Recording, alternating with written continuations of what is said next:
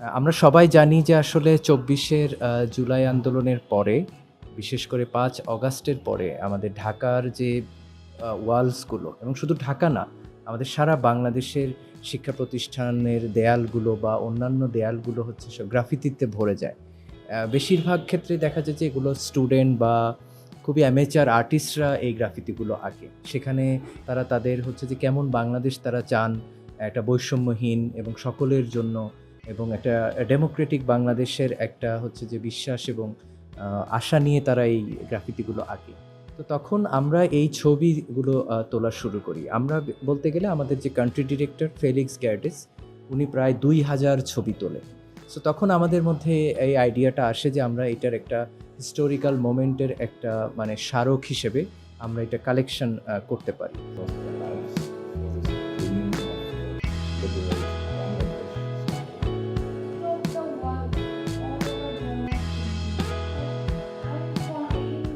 যারা আর্টিস্ট হিসেবে ছিল তাদের কিছু বক্তব্য, এর মধ্যে আমারও একটি চ্যাপ্টার আছে বলা চলে।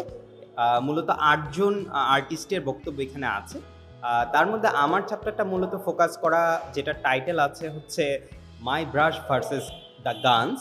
মানে আমি বলতে চেয়েছি আমার চ্যাপ্টারে যে কিভাবে আসলে আমার তুলি বন্দুকের বিরুদ্ধে যুদ্ধ করেছিল।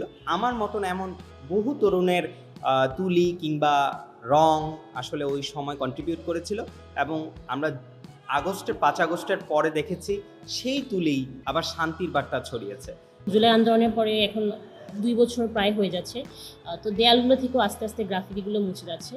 কিন্তু তারপরও আজকে ২ বছর পরেও এসে যখন এই বইটা যখন অফিসিয়ালি এটা প্রকাশ পেল, তখন আবার হচ্ছে কি আমাদের মধ্যে জুলাই যে চেতনাটা আছে সেটা আবার থাকবে, এবং এখানে এসে সবার সাথে কথা বলে যেটা মনে হলো সবাই আসলে এখনও জুলাইকে ধারণ করছে। তো আমরা যে নতুন বাংলাদেশের যে আমরা ইনক্লুসিভ বাংলাদেশের একটা সময় স্বপ্ন দেখেছি, তো আশা করি যে সেটা হয়তো বা ভবিষ্যতে পূরণ হবে।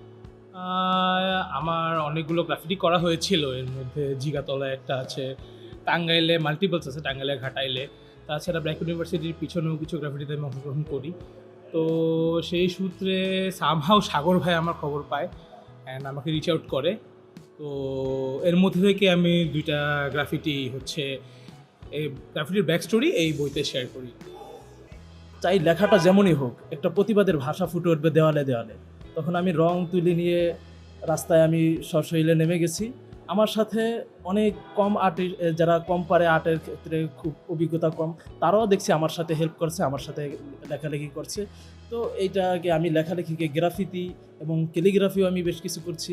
তো দুইটাকে ব্যাপক আকারে ছড়াই দিতে পারছি।